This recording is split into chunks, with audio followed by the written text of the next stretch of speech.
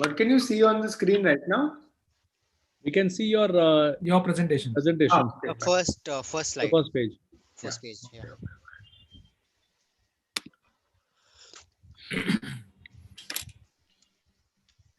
Started now. What can you see on the screen right now? We can see your Presentation. presentation. The first The slide. first page. First page.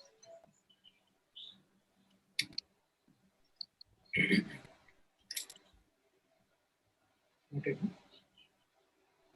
What can you see on the screen right now? We can see your presentation. The first The slide. first page. This echo is coming from the other device, right?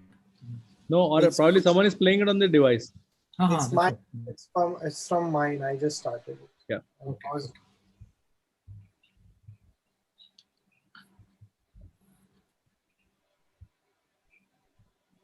Sandeep, you're muted. Okay, we are still not live on YouTube yet, right? No, we are, I think. Yeah, that's what I wanted to see. Like, I'm not able Kshitij, we are to. live, right? Yes, we are. So how to access? Because I use the same link which was in the group chat. So use the link again. Okay, let me try. Let me इसमें try. वो PDF मिला रहेगा, PDF में भी है ना? नहीं. नहीं, but जो लिंक है ना, वो अपने होम पेज पे जा रहा है. Okay, okay, got it. क्षितिज आपल्या PDF वरती पण तीच लिंक आहे ना, which will lead to the live event. It will lead to the We are. BOS YouTube channel. Has Dr. Mohanty joined? Hello. Yeah.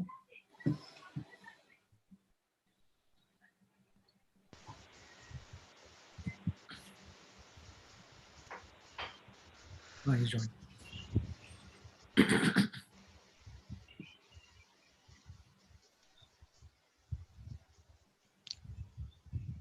Okay, so we have to go to YouTube and mute ourselves. Yes. Dr. Mohanty had joined. Huh?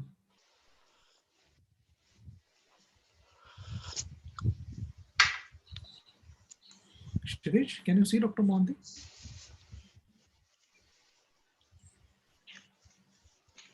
Not as of now. No, he was there. No, he's joining in. It's connecting, I guess. Join. Right. Kshitij, can we go ahead? It's 9:30. Yeah, we can. So a very good evening to all the viewers of Bombay Orthopedic Society and all you fitness enthusiasts. Today is the last session of the BOS technopod webinars for the academic year 2020-21.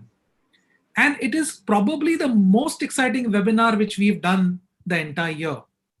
The reason being is, one, we are having a group of experts who are non-orthopedic surgeons, but are not only fitness enthusiasts, but even you can say that they are amateur athletes.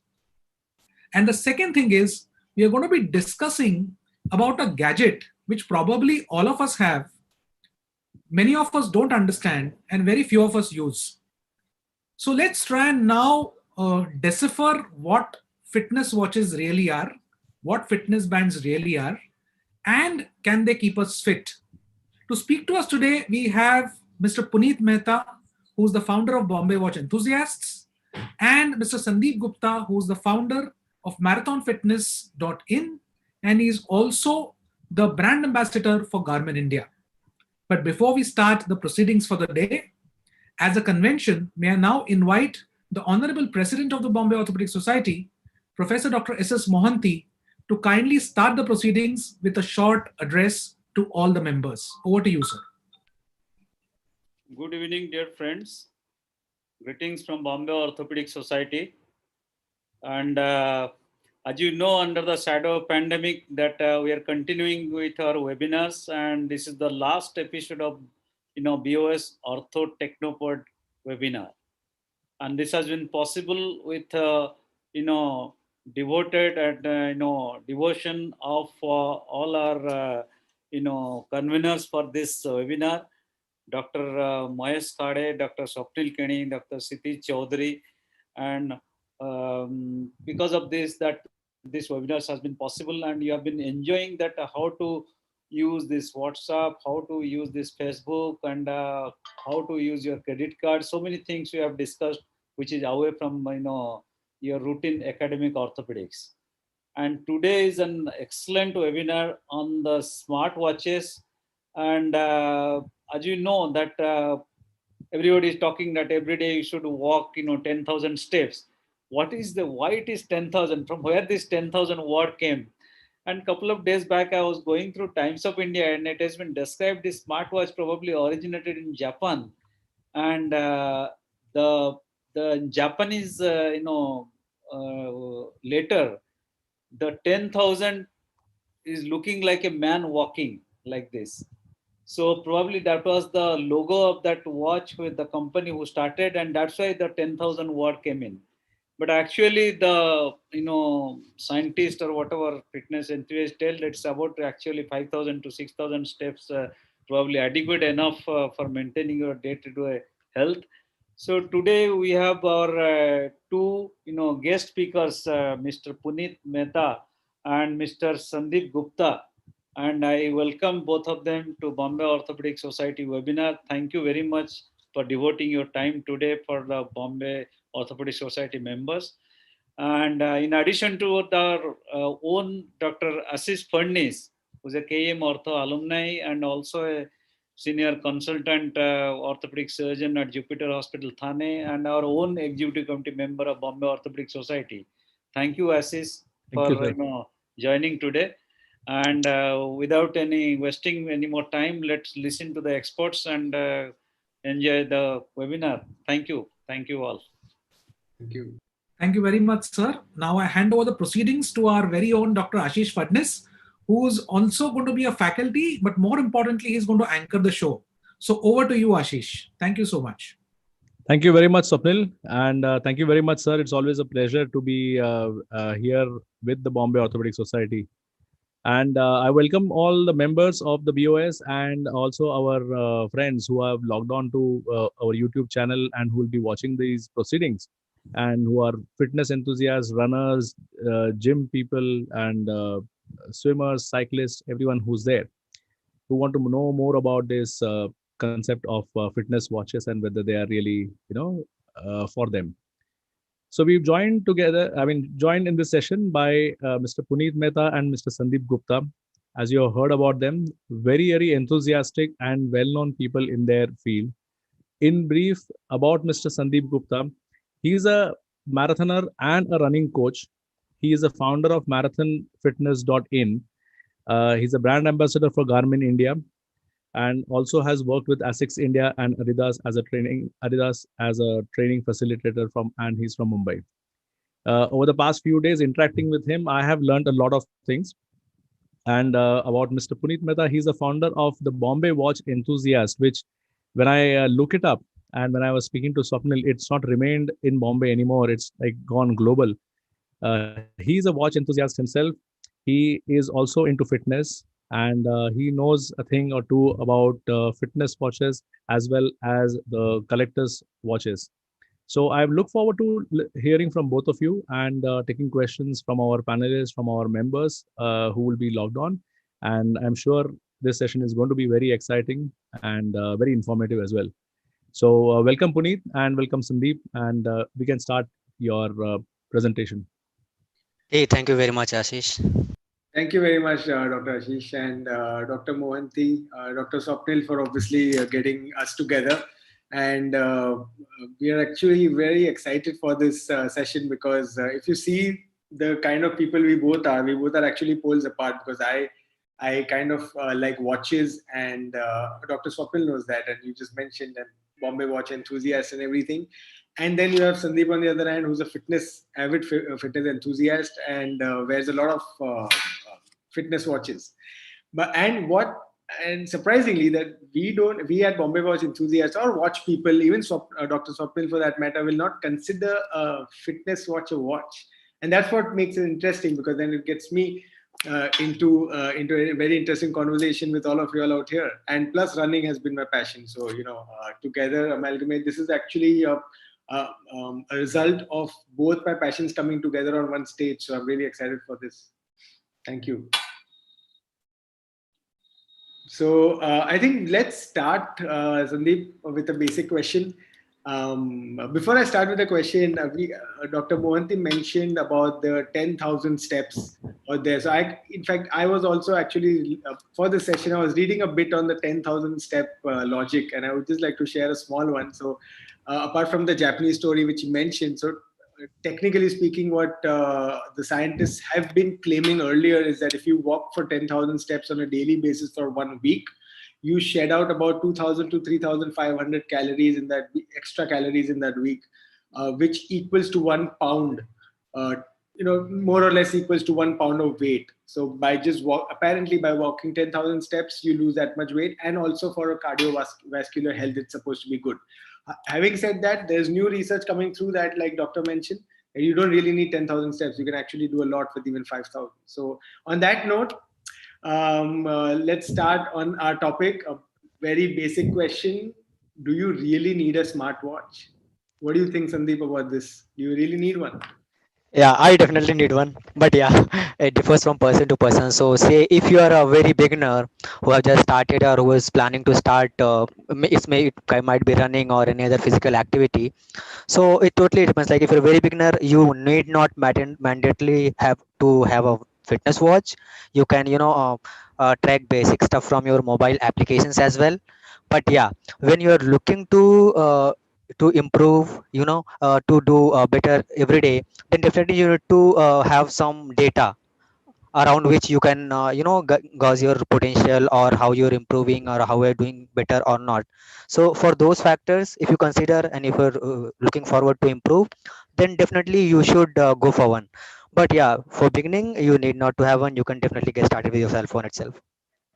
Yes, well, I mean, I totally agree with what Sandeep is saying, that in the start, we don't need to have one, because, you see a few points written on the slide out there that I already have a personal trainer. My phone can do the tracking. These are the things which we keep on listening to. And when, as fitness enthusiasts, when we talk to our friends and around people around us and people who ask us questions on social media, and they're like, you know what? Why do you need a $500 or a $200 or a $1,000 watch, which is actually electronic in nature? And that is when the watch enthusiast, the watch geek in me comes out and says, yeah, actually, you know what? It's just electronic. It is never going to be there forever. Obviously, there will be upgrades to it. So, and you can't have an emotional factor attached to something this artificial per se. Yeah, they are. I would say they are partially right, but definitely. So if you're think if you're going to do an HIIT or any full body workout, so you can't use your phone for that. Or even when you're running. So I have seen, like from my experience, I will tell. So more than 50% of the runners, they don't find it comfortable to carry their cell phone in their hands while running. So that's also a thing. So where watches can play a big role. And also when you do full body workout or home workouts, cell phone can't really help. Actually, they won't be measuring your HR or many other things. I think Dr. So Ashish will agree that if I go for a swim, how will I wear my phone on my vest, or what will I do? yeah. Yeah, exactly, for running as So well. what I wanted to ask is, I mean, later on, how did this whole thing about fitness trackers and watches began? I mean, if you can give us a perspective from a sort of a watch or a technical or a sports background, where have we come from and where are we heading into? I mean, we are heading into a really exciting time, but where did this all start? I'll give you a quick. I'm talking about 2008, or maybe before that, 2006 or 5. Let's go behind 2004, 5. Earlier there used to be, there's nothing like a fitness watch or a smart watch. I mean, smartwatch came much later. So earlier there used to be fitness bands, and today also we get a lot of fitness bands in the industry, where there was no display. So I was one of the, I wouldn't say one of the first guys to use it, but I found out about it in the US, and I happened to be there. So I picked it up back when I was a child, about 15 years back or so. And it was a Jawbone. The device was called Jawbone, and it was basically just like a wire, like a little bit of a thickish wire, and had a little clip-on out here, and then you just wear it. So it was more like an accessory. It looked like a little, accessory which you wear. Nothing, no display, just a little light to tell you if there's battery or no.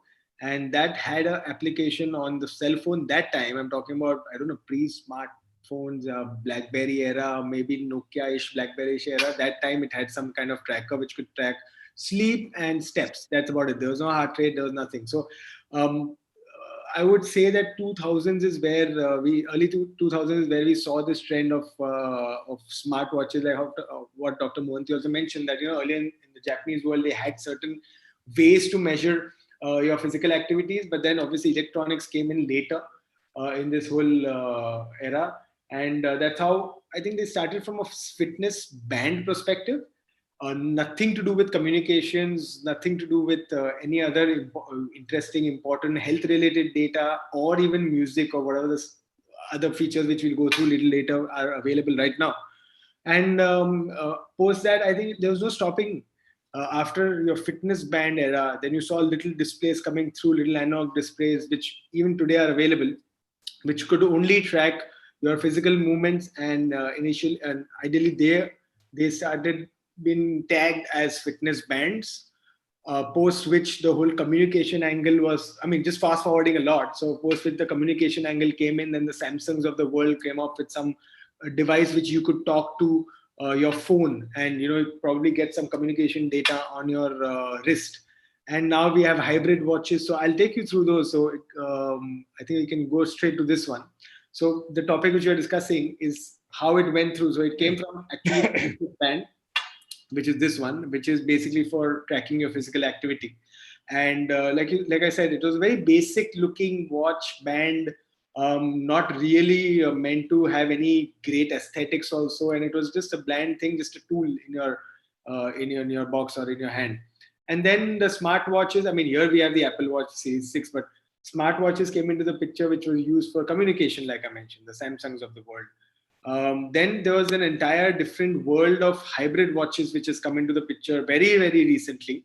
And a very good example is the Frederick Constant, which is actually a Swiss watch brand.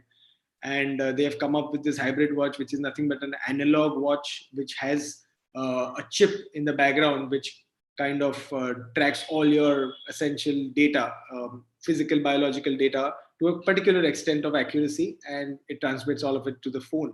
So for all my watch geeks or enthusiasts, I know a lot of doctors are, and if you don't want to get into the whole digital space of it in terms of aesthetics, you can go for an hybrid watch, which kind of plays your card for the fitness watch also, with having the pleasure of looking at those 2-3 hands moving around.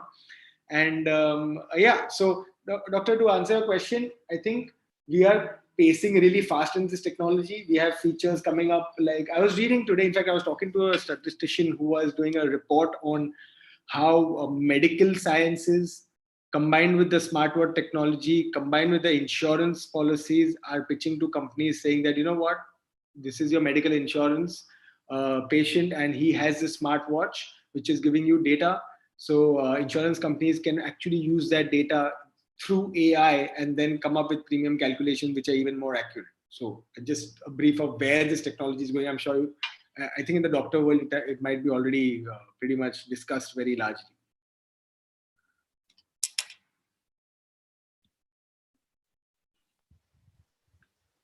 Right. So let's move on to the next portion of it. And Sandeep, features. You use a lot of features. I know you're a watch geek when it comes to smartwatches. So what do you think? Share some details about this with us. Okay, so just one thing before we get started on this. Do we have YouTube chat box open? Like for if anyone having any queries, they can just put in there and we'll take those up. So there is a query that has come up from Dr. Shweta Varke. She is a physiotherapist who works in Thane and who works with a lot of runners and athletes. The query is that she recently bumped into a patient who has developed some ulnar nerve problems, which is problems on the lower end of the hand. And this was due to a skin allergy because of contact or radiation. I mean, this is a bit of a technical. So do you have any explanation or something to shed about this? So was it like, so it was a skin thing which happened due to a watch, or? I think what she means to ask is basically, are there any issues with radiation or exposure? I mean, I think we are going to touch on the dark side of the smartwatches later on in the talk. So Right. probably we'll allude to this particular question at that moment. Any physical damage done rather than address it here. Yes, Sandeep, you can go on right now. I'll keep on Yes, asking the questions as they come on the YouTube. We can take them. Yeah, sure. Okay. So we have few smart or fitness watch features mentioned here. So on the left side we have heart rate monitor. So as we all are aware of about HR, so you can track your real time HR and your rest heart rate as well. So resting heart rate is like when you can say when you are sleeping, or you are utilizing minimum of your energy or not doing anything. So that is your rest HR. And then you can track your HR while doing some activity as well. So so that is HR. And then moving to cadence, so this is very specific to running. So if any one of you into running, then you might be knowing. So run cadence is something like the number of steps you take in a minute. That is the cadence, and the higher the number is considered good. Calories burned. So yeah, so whenever you into any activity, sorry. Okay, so whenever we are doing any activity, so how much calorie that activity is going to take out from our body, that is measured in calories. So we'll be showing all these things in the watch face, or maybe as a part of screenshot in the later slides. So I'm just going through each points what they meant, and later on we'll be showing you like how it looks like in the tracker in Garmin or in Apple Watch. So next is sleep tracker. So sleep tracker, so when we sleep, our eyes go into rapid and non-rapid eye movement. So in non-rapid eye movement, there are two type of sleeps we actually have. So one is like deep sleep and one is light. So the sleep timing is being tracked and be tracked by the Garmin and other watches as well. And then is we have O2 level. So O2 is nothing but we also call it as SpO2, and it measures the level of oxygen. I think And the O2 level has become a big stress for all of yeah, us. actually, so it's directly related to our health. So how healthy we are, how healthy our lungs are. So that is measured in O2. So whenever we go on high altitude, okay, so that is the reason we feel a little discomfort because of the oxygen SpO2 level only. So steps, that's a very basic, which Puneet also explained in the very beginning. So that's a step counts we take during the whole day or 24-hour period of time. And then we have intensity minutes. Okay, so intensity minutes is like when we work out. So we have different zones, right? So when you start, you normally do warm up kind of thing, then you go into moderate, or then you move to high intensity, where maximum of your energy is being utilized, and most of the calories are burned. So these the intensity minutes can be, so these intensity levels can be defined or divided into the how for how much time you have been into the low intensity level workout, or medium or high level of intensity workouts. So this is just indication of timing, like how much effort you have put in your workout, be it anything, like it could be a HIIT, it could be any other workout, running, cycling, swimming, or anything. Number of steps, number of sets and laps. So yeah, so number of, Swimming, gym, I think we have yeah, covered twice. it's a very common, like it could be into about swimming, it could be about any kind of body workout, it could be about gymming, where you go do curls and all. Okay, then speed, okay, it could be related to any of the movement activity, it could be running, swimming, cycling. So that's the speed is normal speed, like we measure for cycling, or while driving as well, so it's same thing. So each and then we have performance condition. Okay, Puneet, would like to take those further things. So, right. So basically, what Sandeep is trying to say is that we have a lot of these features which are related to health and are related to performance. So the idea of sharing this with all of us today was that fitness watches, we want to show you what a big vast world this particular device is. It's basically like your phone, which has thousands of apps, thousands of features. We can't even count. We can download new things. Similarly, even your fitness watch is the same. And fortunately for us, the fitness watches are not as expensive as your iPhones. At least most of them are not. There are certain which are really expensive, but the basic ones, which also have a lot of these features, are not. And Sandeep briefly explained a few of those features, and some of those features are very interesting. So apart from the altimeter, barometer, in terms of altitude, pressure, all that is fine. That is not something which we might use every day. Maybe altimeter in terms of the altitude we'll use on an everyday basis, but barometer, I don't think in India or we did to really be bothered so much. No, we don't really use it. Yeah. So, but interesting data points is something which I want to quickly take you guys through. Is that so there are certain data points which are based on the output of your watch data. So the information or the data which you push inside the watch automatically through your body, these watches, most of them are intelligent enough to calculate a lot of those data and come up with certain trends, it's more like a system for accounts, right? I mean, then you put in a lot of information, then you get your ratio. So it's similar to that.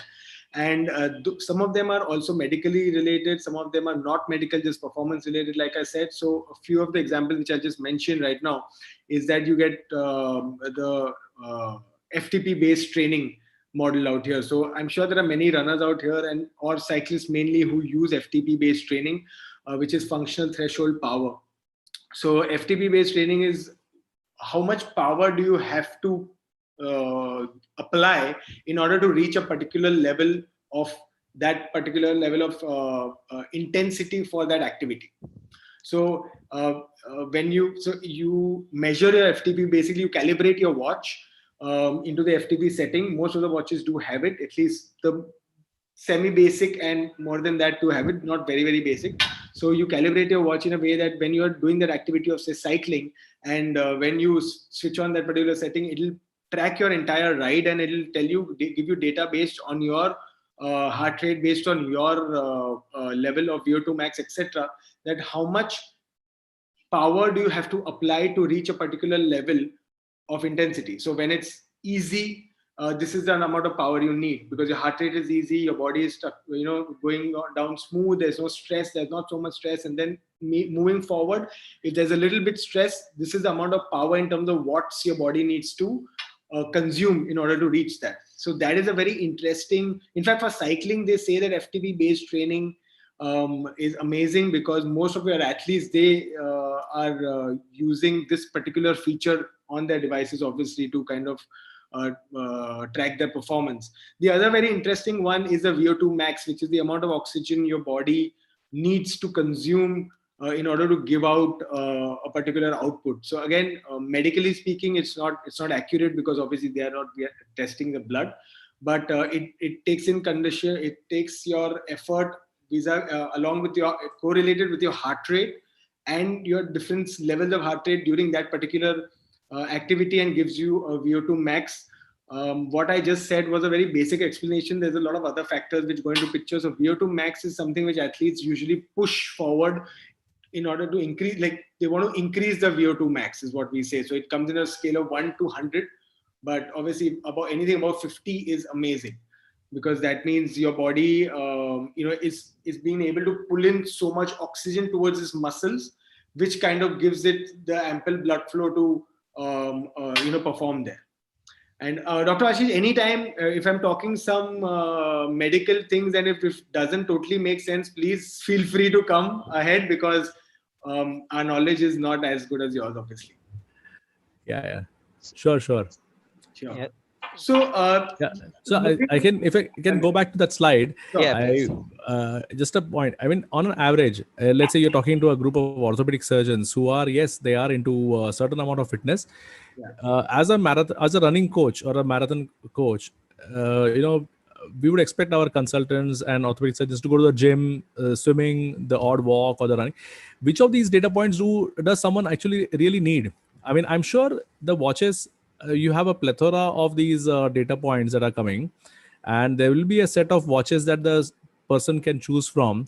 So, what are the bare minimum features that someone should go for to buy a like a decent, fitness watch? So okay, so I'll take that up. So if you are talking about someone who's like very basic beginner or just want to track few major things, okay, so they can go for HR monitor.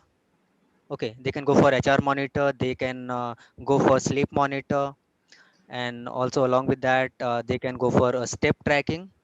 So and these could be like very basic. Also, there are watches. We have watches now in Garmin where they track, your stress level as well. So Stress level. stress level exactly. So so there are watches who measure your stress level, so that they calculate based on your sleeping pattern, based on your HR fluctuation. So they take those data and utilize that to come up with the stress level you are at. They have divided in four category, like 0 to 25, 25 to 50, like being less stressed and moderately and very highly stressed.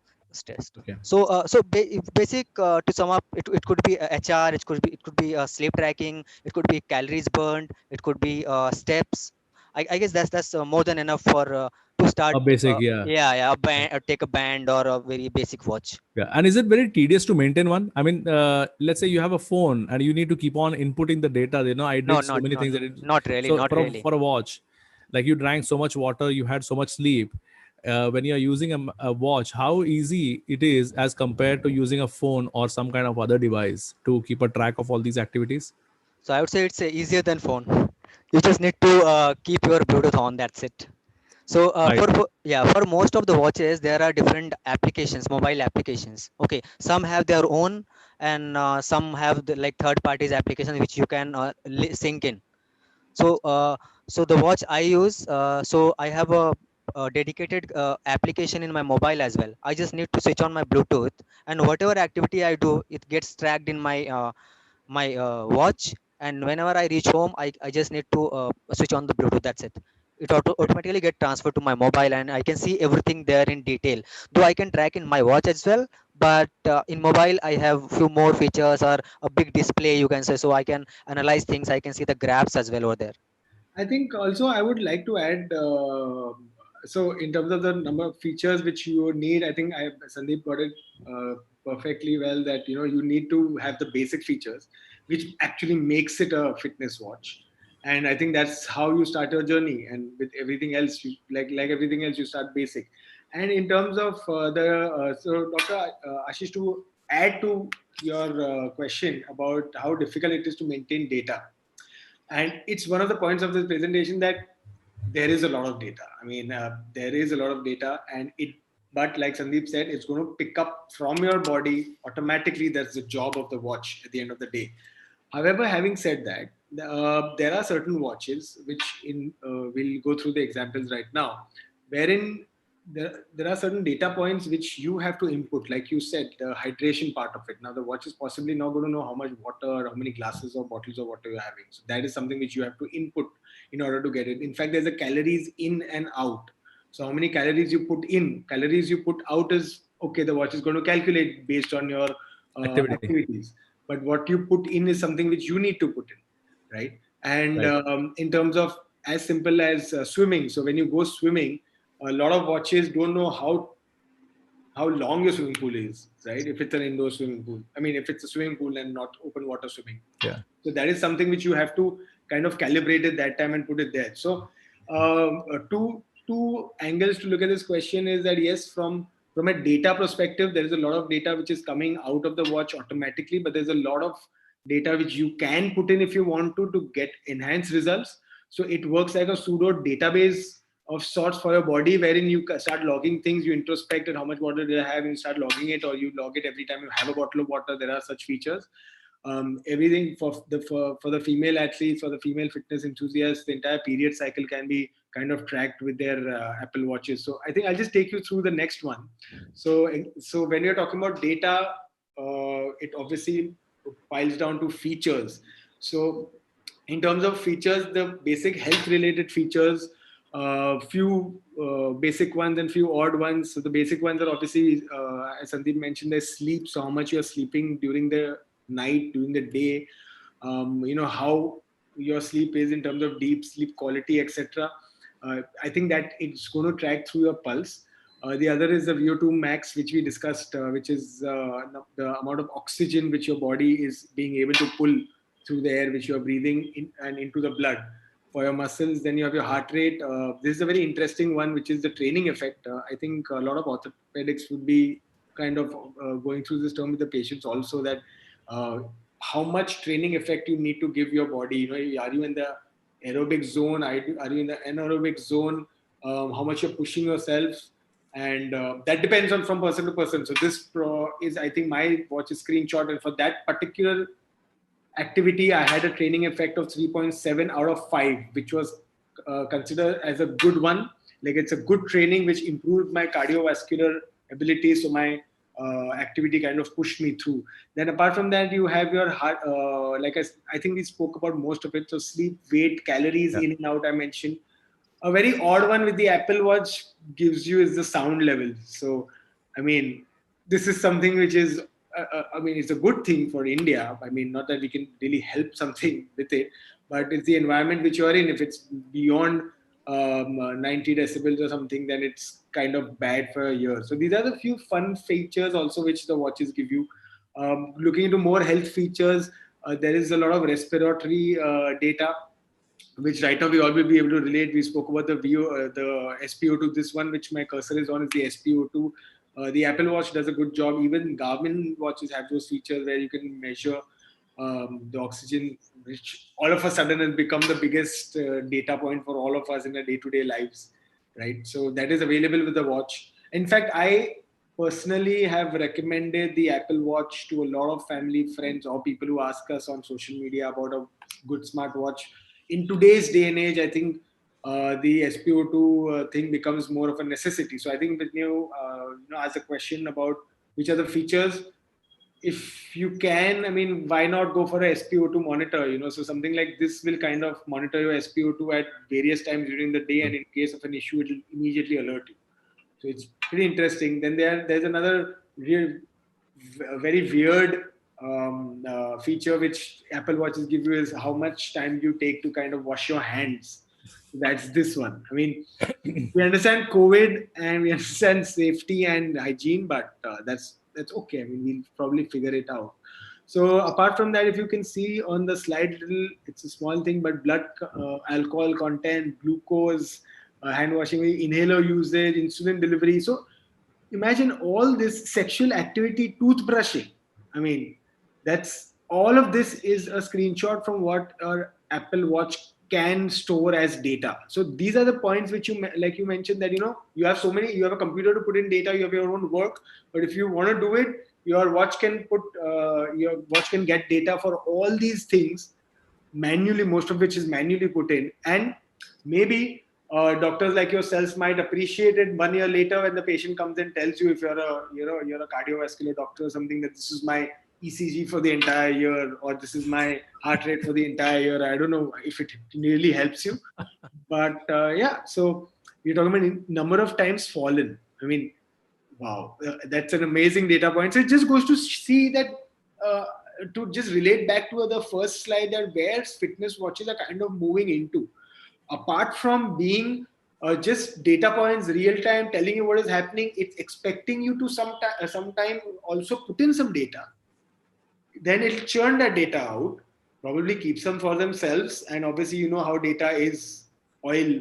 If right now for the West, data is the most important thing. Probably keep that for their own medical sciences, for insurance, premium calculations, like you mentioned, all of that. Study lifestyles, etc., to kind of the basics, like people like us, when we look at that data and we analyze it and we feel good about how much toothbrushing we've probably done. I don't know if that makes sense, but there's no other reason to have that particular thing. So Puneet, I mean, this is all Apple Watch 6, or this is there in the 3, 4, 5? No, it's not there in the old ones.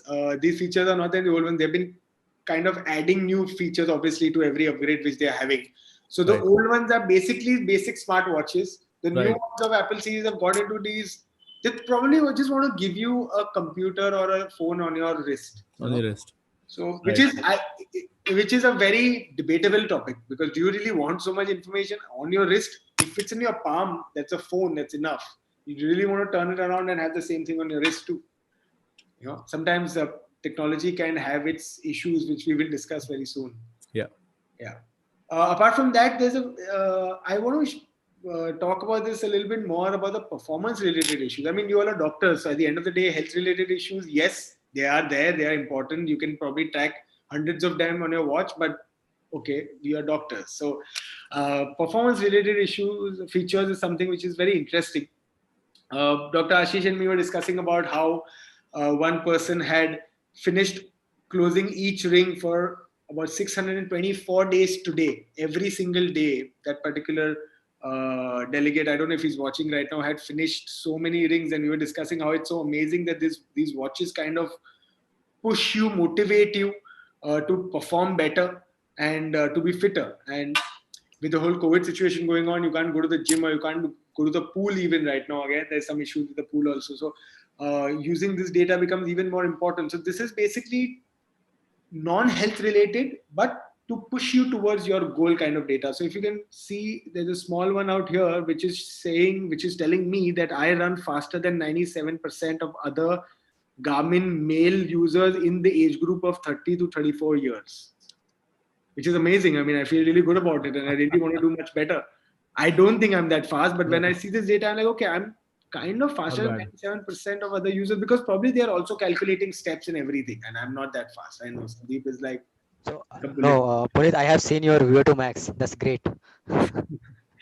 So, and then you have similarly for all the cyclists out here, there you have some data out here that how much cycling are you doing compared to others. So all these colors are kind of giving you an indication of all the other users on this app right now. Garmin, even with Apple, you have a similar thing out here, that there are other users which are using Apple, and you and your friend or you and your colleague can kind of compete without talking to each other, because the data is freely available out there.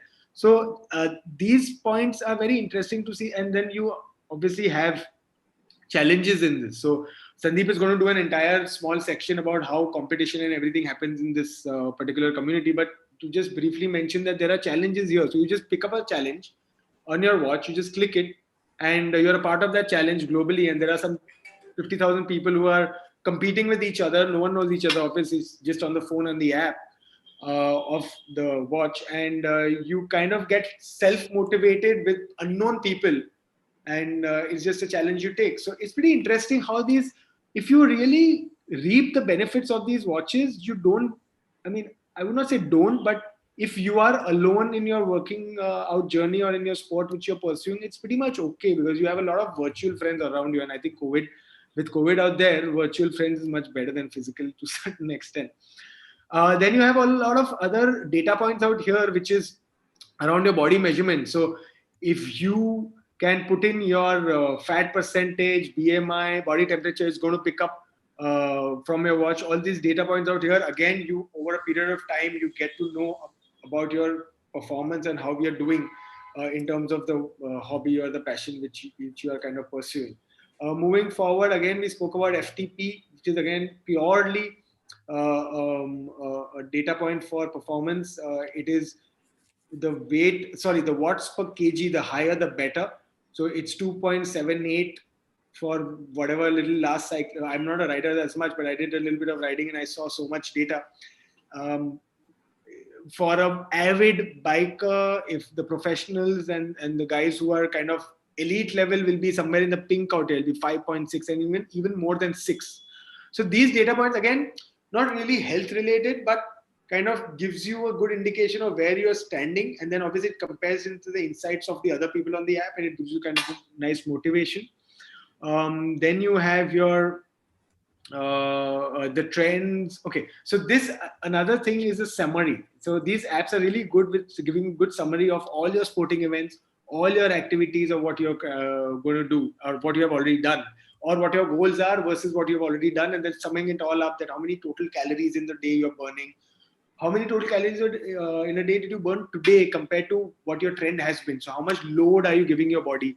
So there's a load calculation based on the calories, based on how much rest you are having, and based on a heart rate, which again, like Sandeep mentioned, also gives you another data point called stress.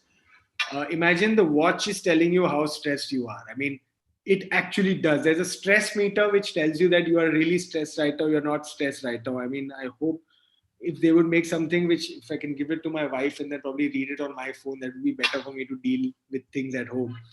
But yeah, so it gives you stress related data. Again, there is no accuracy which is guaranteed by the watch or the makers. It's based on a few things like we mentioned the sleep, how good or bad your sleep was, how much are you sitting during the day, how much are you walking during the day, stuff like that. There's something called as a body battery, which is another feature which a lot of good watches give you, is that how, so it's more like a if you're playing Mortal Kombat or any video game as a child, when you see, you know, your blood falling if you're playing a fighting game. So it's more like that. It's actually like that. The data point gives you that how are you performing during the day, what is your body battery, like your battery for electronics. It gives you your body battery, that depending on how much you've worked out, how much you've rested, how much you've slept, where are you from 1 to 100 in terms of your charged potential.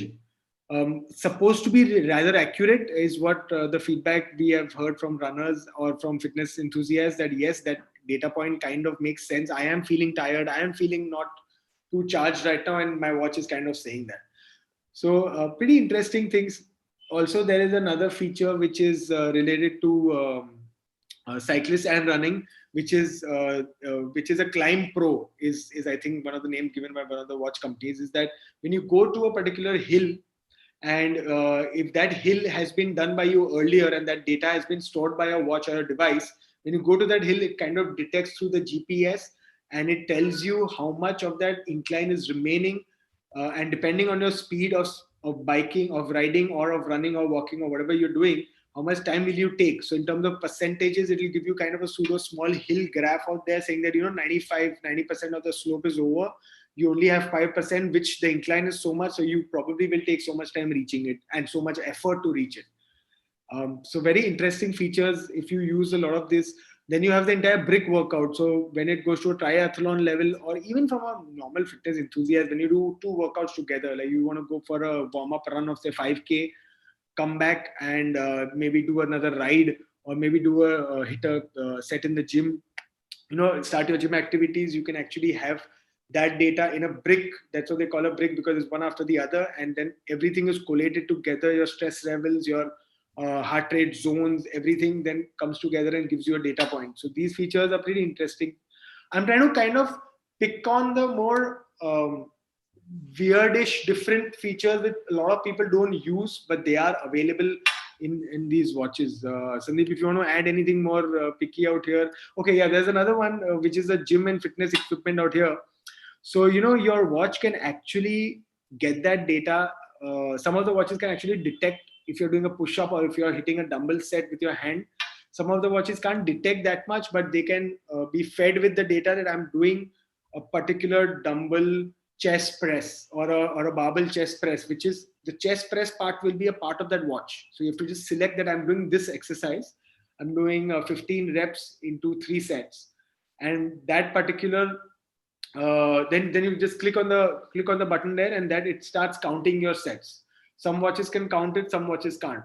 But at the end of your workout, after you put in all your gym fitness equipment related or otherwise all the workouts which are already stored there, or all the variations of exercises which are already stored there, you can get to know, your trainer probably can know that which exercises, how many sets have you done for this particular workout, and then you will know that how much was your heart rate, how was your performance, and how did your entire thing go.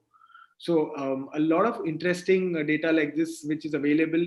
We are shortly going to go into the application part of it. So before that, do we have any questions on the features?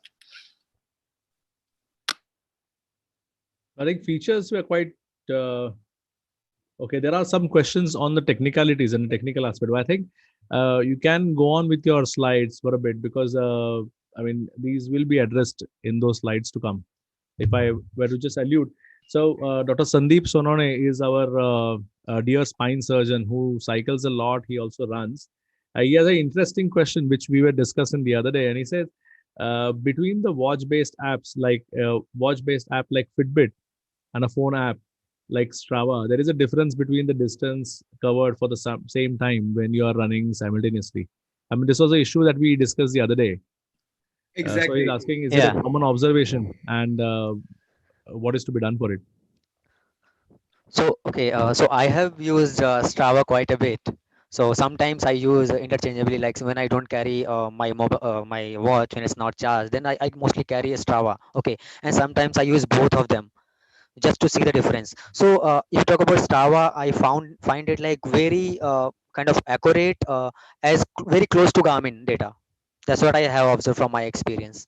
So Strava has been pretty good. I have used a couple of more applications as well, including Runtastic or Runkeeper and Fitso and Runkeeper. I said, yeah, but yeah, Strava I have found best of them, and I still use it for my running. So I think we'll go into the apps just Fitbit, a little bit. Sandeep Yeah, will take us through. yeah. But before that, also to add to what Sandeep is saying, that yes, there are a lot of these apps. And the question was also that, in terms of a fitness watch, if you're wearing a particular watch and if you compare it to the phone which is in your pocket together. So I was sharing this with you, Doctor, just yesterday, that I ran one of the Mumbai marathons with two fitness bands on each hand and one phone in my pocket, also on another app, also started on two apps rather, not one app, but there was Runtastic, which is Adidas, which was Adidas, Adidas, yeah. and then I started Strava, and I did the whole thing, and I ran a 10-kilometer distance. And 10-kilometer, which is measured, right? It is measured by Mumbai Marathon people, so it's that has to be accurate. So you won't believe that all the four, two on the hand, two in the phone, all four devices showed me difference of not minor to 5-10 meters, but you'll be surprised up to 200 meters was the delta. 250 meters, if I'm not mistaken, was the delta. The pace was pretty much similar, but not the same. The time obviously was the same. I mean, just a few seconds till the time I started putting them on and off, so that was different. And there's auto stop and auto pause also, so time was okay. So yes, this is a issue. This is not an issue. I would say this is the nature of these devices. So these devices are working on the technology of obviously GPS tracking through the satellites. For Garmin, these watches are one of the smallest businesses. They are more into more aeronautical and other use of equipment for which are used for tracking a very very important machinery out there as big as planes, obviously planes, boats, to be mentioning a few, even missiles to be mentioning a few. So they tend to be accurate, but then why do we have this delta? So the delta during that particular day might also be on the basis of the weather conditions out there. Even a cloudy weather might change to change your data. Then you have your GPS connection for that particular area, not because of cloud, but just in that spot the GPS might not be picking up turns. If there are sharp turns into your route, the watch kind of goes into a frenzy because it's picking up data on a continuous basis, and if there's a sharp turn there, we have seen a lot of discrepancies in that data when there are turns out there. Also in terms of how should we stop it? No, there's no stopping it, because the watches, the makers, everyone tells us that yes, these are indicative data points. So they are just there for you to kind of have an Guide idea of you. what you're doing. It's not Yeah. going to be the laser marked data out there. So there will be a slight difference. I would say whatever motivates you, use that one. It doesn't really matter unless we are any of us is a very much of an elite athlete out there for whom split seconds matter. They're not going to use these devices. They then will Yeah, be having different set of high end devices. ones.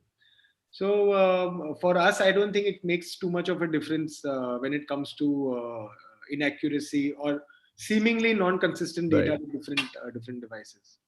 Right. So these the previous screen that you had, it shown these the circles that you need to complete. So Right. I wanted to ask, I mean, how soon are those sort of picked up by the phone and upgraded? I mean, someone who begins and who starts becoming regular, these challenges keep on increasing, isn't it? It's a very responsive sort of Yeah, device. it has settings. So it has basically target based settings also. So obviously its job is to kind of motivate you with these colors being filled, because so scientifically, if I read about it a little bit, that why do they have circles, why not squares? What is the logic? So apparently we humans, when we see a circle completing, it's in our head, we have completed that task to the totality, and our level of satisfaction is very high. So what this kind of does is that Apple is supposed to be, I mean, known to be intuitive, right? So Apple is something which is as scary as they might be kind of going into your brain, analyzing it, and then coming out with the product. If you see, all of the products are so intuitive in nature. So these circles can be based on your targets. You can set them up. They can also be led by the watch, by the device, based on what you think they'll be able to do. There are circles in the Apple Watch. For example, in the other watches like the Polar, Suntos, or even the Garmin's, they have a race predictor, which is completely different from the circles part of it. Circle is only activities and tracks on a basic level, but certain watches have performance related features, which are the race predictor. So the watch tells you, according to the watch, how fast can you run, or how fast can you ride your 100K or your 500K, or run your 21K or 5K. And so you can actually click on that particular setting, and then you can challenge that race predictor saying that, hey, I'm trying to run it at the prediction is what you are going to give me. So it's almost like human like intelligence saying that, you know what, you have in the past 2 years you've been running at such and such speed, this is your condition, doing that. So it kind of calculates that data, churns out that particular data out, and says that, you know what, our prediction, Garmin's prediction or Polar's prediction is that you will be able to run your 5K in 19 minutes. Right. Right. So moving on, the features part of it, I would invite Sandeep to share his screen now. I'll stop sharing. And there's a very interesting feature. So I'll just stop sharing. And Sandeep, are you logged on to the, yeah. Yes, I'm in. Screen? Yeah, you can go. So while you share it, I'll just give them a brief that, so this particular segment, Sandeep is going to share from his coaching experience as to the whole Garmin feature, a very important feature about how you can compete with each other, how trainers can train you and make a entire community, which is all free of cost right now. So you can just go there, sign up, and then you're ready to go. So it'll be good for all of us to know. Yeah, definitely, Puneet. Everyone can make use of this, a free feature and website. So there is an application as well called Garmin Sports, which can be downloaded on their mobile, or they can go to sports.garmin.com, and then you need to just sign up there by providing all your details. So once you land on the home page, you'll be seeing 3 to 4 options. You'll be seeing community, you'll be seeing training, competition, and then articles there are. Okay, so articles, they have a lot of information about health, fitness, and some related to government features as well, but mostly on the part of the activities which we normally track. It could be in any activity, like it could be about running or any workout, swimming, or anything. So you'll find a good content here, and most of your queries can be resolved from here. If you read about it, you'll gain a lot of information about tracking and then health things. Okay, now if you go to so this is like these two are favorites, training and competitions. So when you go to trainings, you'll be seeing a few training camps. They call it hot training camps over here. Okay, so these are training camps. So you can go through them and join as per your choice. Like one first is math training. So MAF training is kind of running format where you train in some HR zone. So that is actually marathon training to complete it. So if you are interested, or you want to learn, or you want to know more about it, or you want to practice MAF training, you can go to this training camp. So when you click on this, you'll get a button to join in, and once you join in, you will be having access to all their content, all their training schedule, and everything about math, whatever the coach posts in there. Okay, so second one is mine, that is run for good with Sandeep. So so its features are all same. Once you go and you join in, you'll be seeing the leaderboard. So here all the data is recorded, like say I am having 106 members. Okay, so who ran how much and what day, all the data you can track on the leaderboard. And then along with that, if you scroll down, you can have training plans which is available to public. So you will be able to see training plans. So currently I have added one, but yeah, say someone is a very beginner and they want to start in, so we'll be adding more training plans here. So it could be from scratch to 5 kilometer. So you can follow along the plan and you can complete your 5 kilometer. So in a certain duration, say we'll be keeping a month or two accordingly. Okay, and then in discussions, you can have latest update if there is something new coming up or if there are any challenges. So those things you will find in discussions. So the best part about them is, okay, I'll just go to this plan and show you how it works. So if you go and join in any plan, okay, so you don't have to put much effort. What you have to do, you have to just click on start training, and once you do that, it will ask you for a date, like when you want to start the training from. Okay, so so uh, so now if you see, this is a whole week, Monday to Sunday. Okay, and there are 1 2 3 4 training days a week. So whatever day you choose as day one, accordingly the training plan will be shifting, and you will be the ultimate goal is you'll be doing the particular workout 4 days a week. That's how it has been set. Whatever start date you choose, it will automatically direct you and send the data to your watch. So from here you can join the plan, and then you'll see an option where you will be able to see and send all these plans to your watch, and from watch you can directly access the plan and train accordingly. So here the best part is you need not to keep looking into your watch, like what speed you are running or what is your HR or anything. So everything will be automatically guided. So if you are exceeding the speed, the given speed in the plan, you'll be guided. If you're getting slowed down, you'll be guided. So that's pretty much automatic. You need not to have a coach with you to train if you have plan over here on uh, sports, and you are following that. Okay, then we have competitions. Okay, so competitions, anyone can set up. So anyone can set up here. So what purpose is, now in November I did a hilarious November challenge where users were asked to run maximum elevation.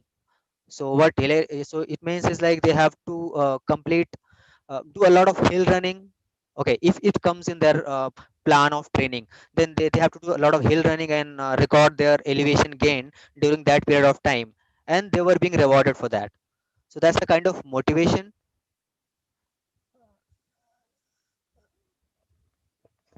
Yeah, sure. So sorry for that.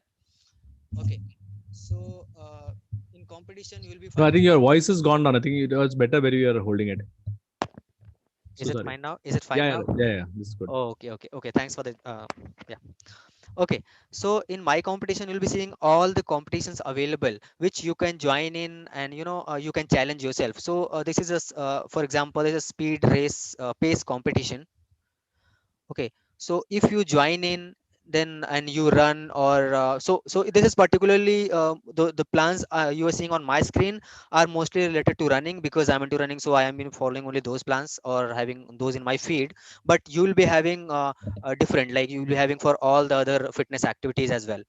So once you join any challenge, you do the activity and track in your watch, so it will automatically sync to this sports app application, and you will be able to see all the data over here on the screen. And you'll be able to see your data along with your competitors data, or not competitors, the whole leaderboard you'll be able to see. And then accordingly you can you can compete within each other, and you can challenge yourself by looking at someone else's data. And that's how you progress. So we'll be adding a lot of basic training plans here for beginners, which we haven't done yet. So yeah, so you can just keep track of this website as well, and make best use of the application, the training plans, or everything available over here. So it's like anyone can just go and sign up and utilize that.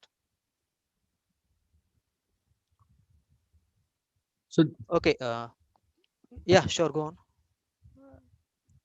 no, so this will be there with whichever watches that come in. I mean, this is a feature of Garmin per se, or See, the other fitness devices as well. I mean, does no, Garmin do this sort of a community kind of a so thing, or yeah, so this is Garmin specific, sportsgarmin.com. Okay, No, what I mean to say is that, irrespective of whatever fitness devices, I mean, there are different companies like Right, Samsung, right. That and there's Apple, there is Bola, there is yeah. Coros. Yeah, So right, right. do they So also have similar ones?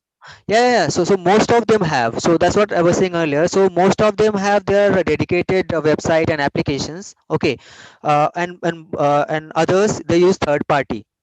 Okay, so for Garmin also they have their website, but they have their other applications as well. So from it is not that if you're using Garmin, then you can track here only on the sports or in Connect. You can go to Strava as well and sync your Garmin to Strava.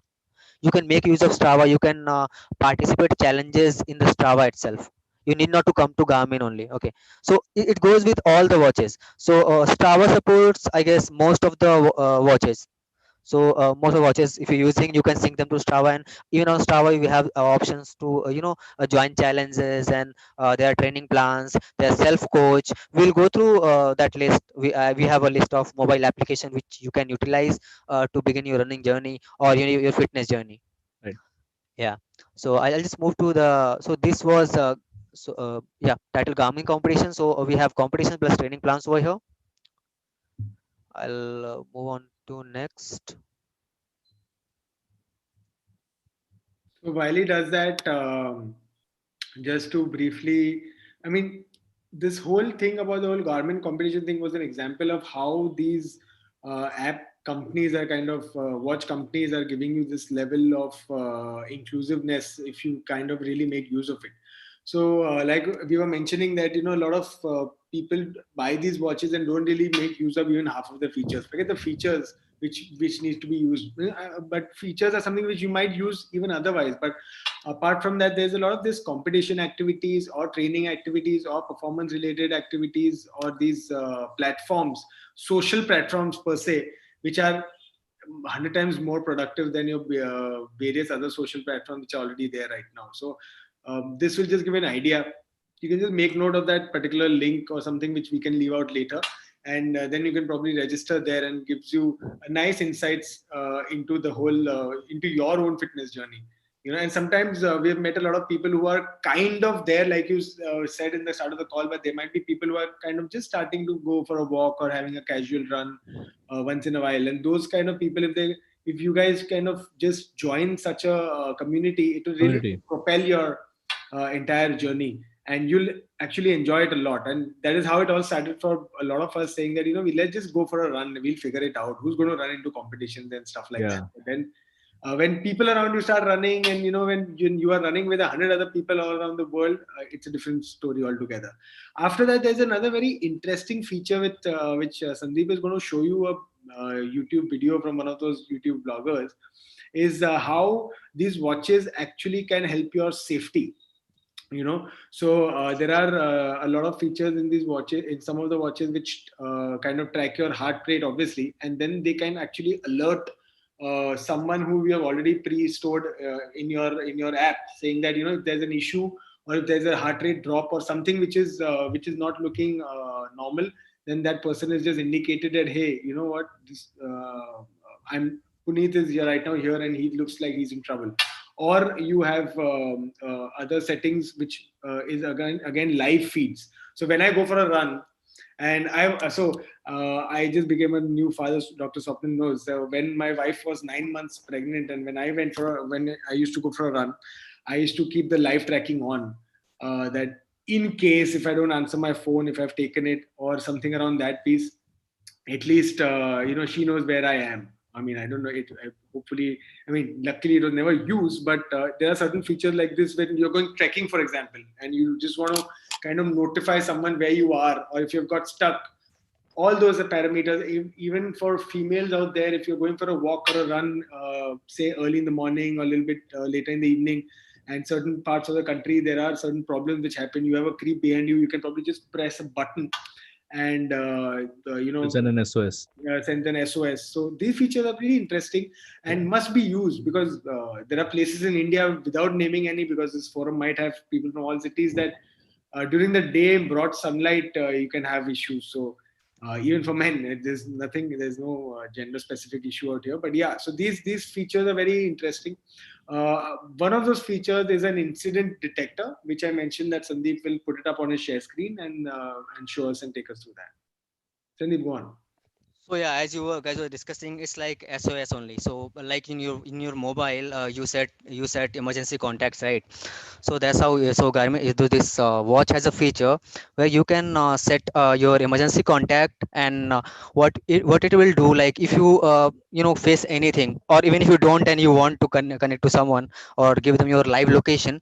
So as soon as you press the button, the SOS, it will send a message with your GPS location. And suppose if you are not in the GPS range, it will send the location once you are in the GPS range. So that's the a benefit of it. And you can it tracks your Puneet mentioned, it can track your HR level. Say sudden change in HR, it can track. Suppose you hit something, okay, so there is sudden shock, so that will also be detected as an incident, and there'll be notifications sent to your emergency contacts along with your live location. So I'll just navigate to the video.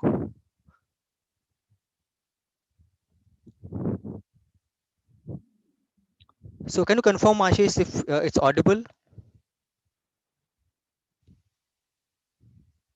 You can share your screen actually, because we can see you, but we can't see Oh, the sorry. screen. I thought, yeah.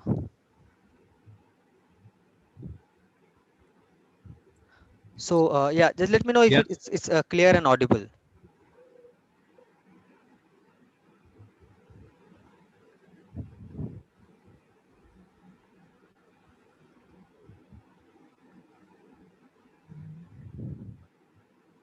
No, it's not audible. Okay, it's not audible. No. Uh, okay. Uh, it's You okay. I mean, you can let's just play do the it. video. Is there any? Okay. I mean, you can narrate it. Whatever. Yeah, yeah, sure. Let me do that. Okay, just watch the video. I'll just pause and explain.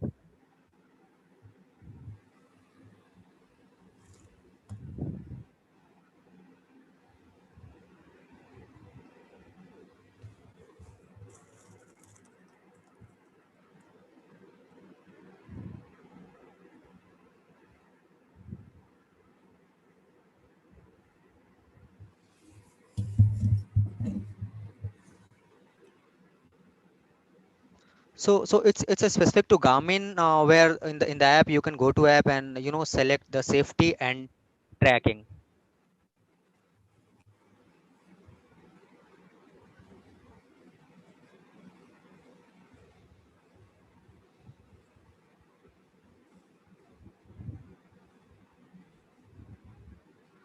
So as I said, SOS in mobile phone. So in the application, what you have to do, you have to provide your details, and plus you can add emergency contacts. It could be one, it could be multiple. So here you can add up to three.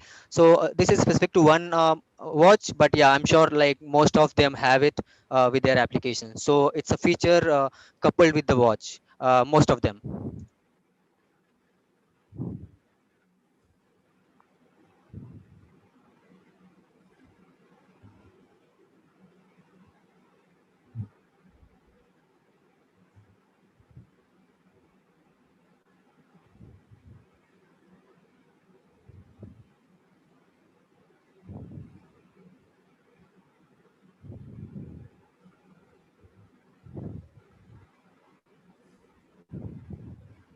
I think it's just adding someone to the, yeah. The list of the emergency Uh, contacts. Right, Probably right. you can just go to the main parts. I think you can forward. Yeah, and I can even red flag it. I mean, can you suggest, like if the heart rate drops to certain level or your saturations drop, then the phone call goes, or So it's what this guy, auto there? yeah, so what he just mentioned is like when you hit something, like I said, when there is Yeah, shock, or or suppose you fell on the ground, okay, then also there right. is a shock and huge drop, or his in the HR.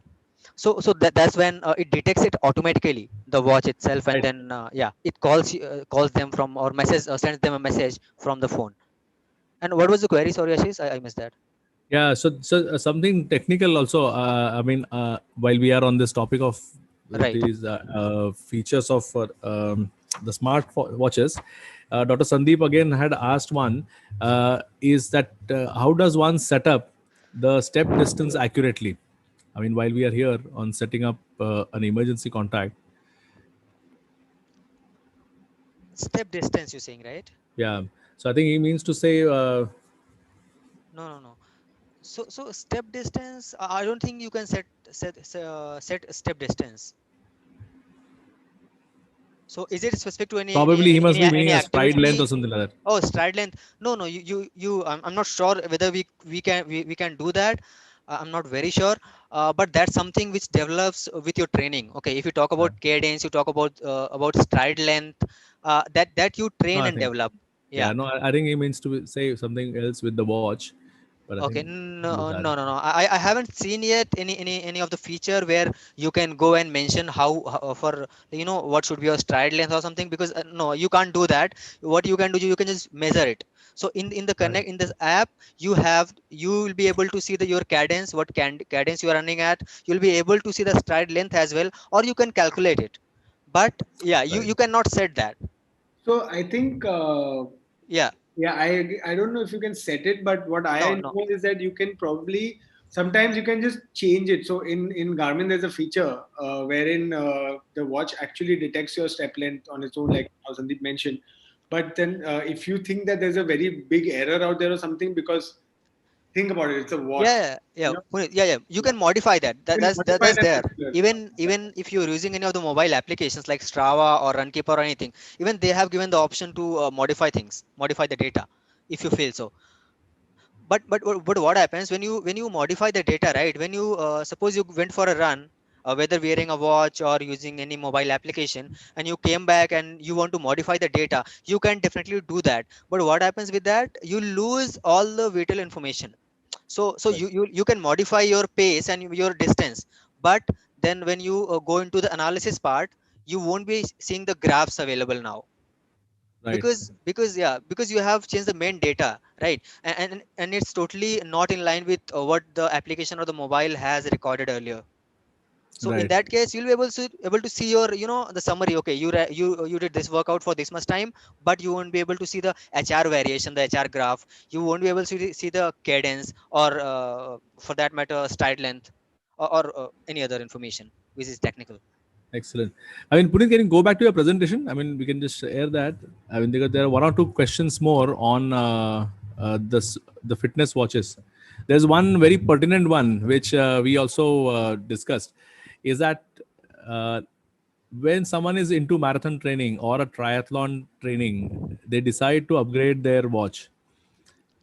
Right, right, So right, when should someone do it, especially with?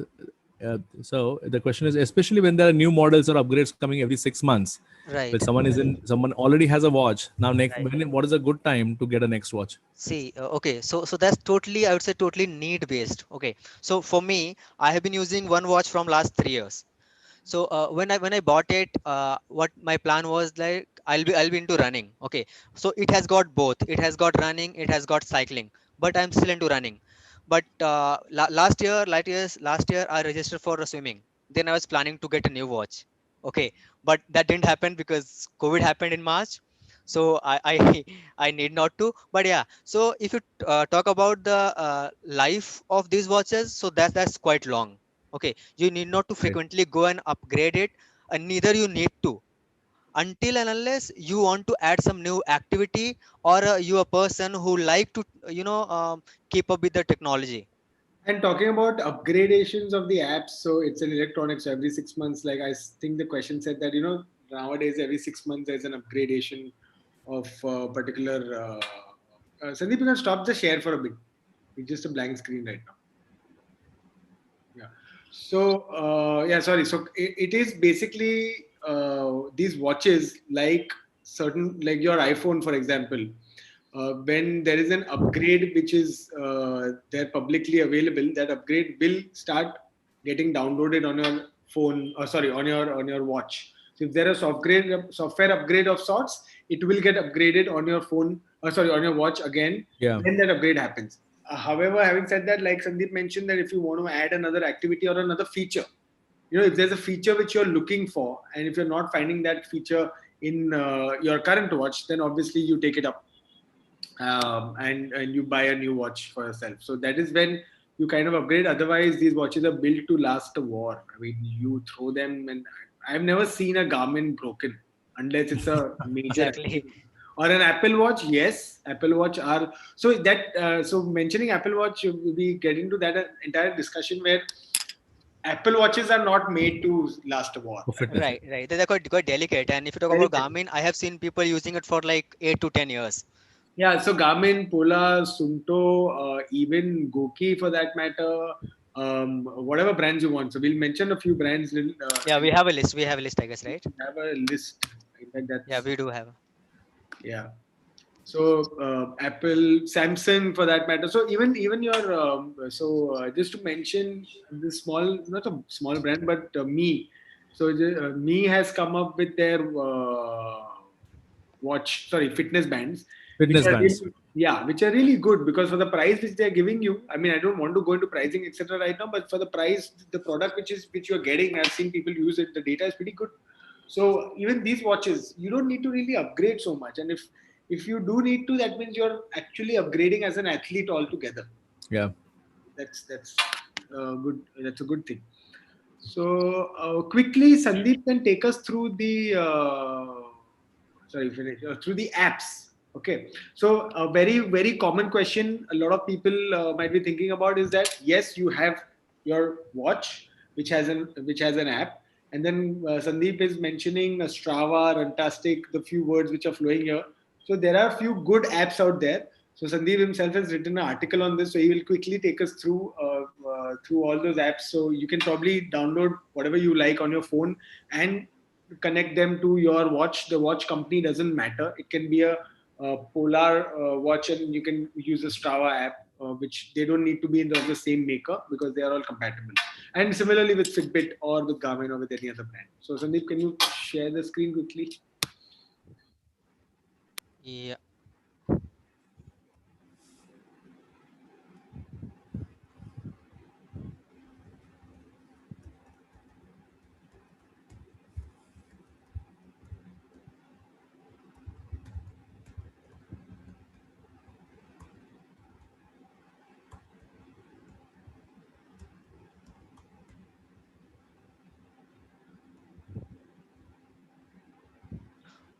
Okay, so there are a lot, but I have shortlisted few which are best or which some of them are quite interesting if you see. Okay, so we'll go through one by one. So first one I have mentioned is Strava tracker.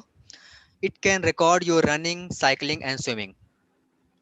Okay, so if you're a triathlete, and definitely the one of the reasons for upgrading a watch is getting into triathlon. So like I said in the beginning, I was planning to have a new one because I was planning to start swimming, but I did, though I didn't, but yeah. So here, you need not to actually go for a watch if you are a mobile friendly person, or just want to stick to apps only.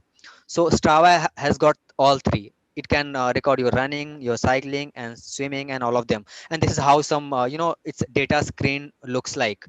So first snapshot is just a summary of data, where you have your distance, your pace, your moving time, your elevation gain, your calories burned, and your average HR, and also how many people you ran with. So suppose that there are n number of people running on the same route uh, at the same time when you are running.